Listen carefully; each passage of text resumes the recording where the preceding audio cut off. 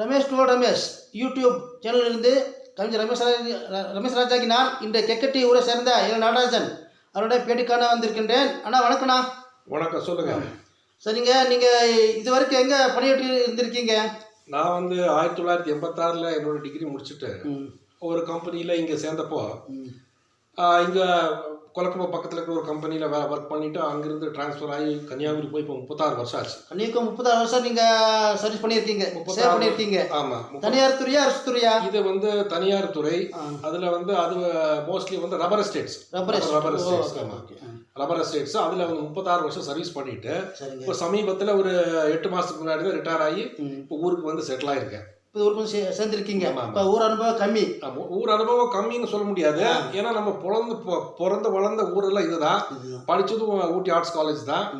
எல்லாமே லோக்கல்லே படித்து அது ஒரு 10-30 வருஷம், 10-25 வருஷம் போனதுக்கப்புறம் இப்போ ஒரு 30 வருஷம் 36 வருஷம் இப்போ வந்து வெளியில் சர்வீஸ் பண்ணி இப்போ வந்து ஊரில் வந்து செட்டில் ஆகிருக்கோம். சரி சரிங்க. அங்கே 36 வருஷம் பணி இருந்திருக்கீங்க இல்லையா? ஆமாம். இப்போ ஊருக்கும் சேர்ந்துருக்கீங்க. ஆமாம். அந்த கன்னியாகுமரி அனுபவத்துக்கு இந்த கெக்கட்டி ஊர் அனுபவத்துக்கு உங்களுக்கு எப்படி தெரியுது?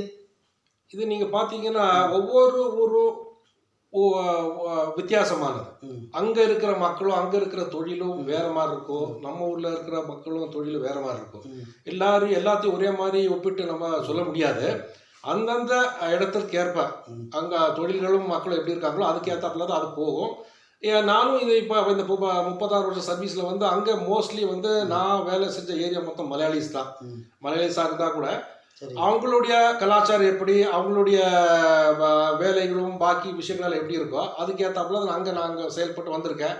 இப்போ நம்ம இங்கே வந்ததுக்கப்புறம் இப்போ நம்ம ஊரில் இப்போ எந்த மாதிரி நடவடிக்கைகள் இருக்குது அதுக்கு ஏற்றாப்புல நம்ம போய்கிட்டு இருக்கோம். அவ்வளோதான். சரிங்க. நீங்கள் ஒரு சமூக ஆர்வலர் கேள்விப்பட்டிருக்கிறேன். அதனால தான் நான் மஞ்சூரில் இருந்து உங்களை பேட்டிக்கான வந்திருக்கிறேன். நீங்கள் வந்து 8 மாதத்தில் அந்த ஞாபகம் எப்படி வந்துச்சு உங்களுக்கு? சமூக ஆர்வலராக நான் பணி செய்யணும்னு சொல்லி ஆர்வலர் ஆகணும் அப்படிங்கிறது என்னுடைய இப்போ நேற்றைக்கும் என்னுடைய மனதில் தோன்றியது ஒன்று அல்ல.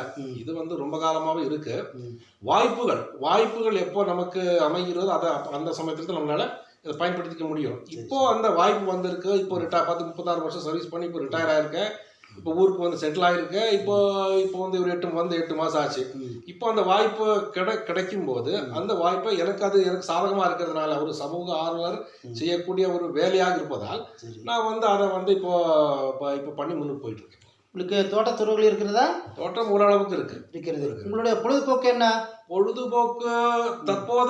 பொழுதுபோக்கு என்று சொன்னால் இப்போ சமூக ஆர்வலராக நான் இருக்கிறேன். ஒன்று சிறப்பு அது ஒன்று. மற்றபடி தோட்ட வேலைகளும் அவ்வப்போது பார்ப்பது உண்டு. இப்போ வந்து 8 மாதம் ஆய நிலையில இப்போ இந்த இதில் நான் அதிகமாக கவனம் செலுத்தி வந்துட்டு இருக்கேன். அப்போ உங்கள் பார்வையெல்லாம் சமூக ஆர்வலர் சோஷியல் சர்வீஸ் அதில் இல்லை, அது ஃபுல்லாக இருக்குது. அதில் எந்த ஒரு மாற்று கருத்தும் கிடையாது. அது வாழ்நாள் முழுவதும் நம்முடைய கடைசி உயிர் இருக்கும் வரை அது வந்து தொடரும், சிறப்பாக நடைபெறட்டும் சொல்லி ரமேஷ் யூடியூப் சேனல் சார்பாக நன்றி கூறிக்கொள்கின்றேன். ஸ்பெஷலாக உங்களுக்கு வேண்டியதான் மஞ்சூரில் இருந்து கேள்விப்பட்டு வந்திருக்கின்றேன். மிகவும் நன்றி. நன்றிங்கண்ணா. நன்றி. ஓகே.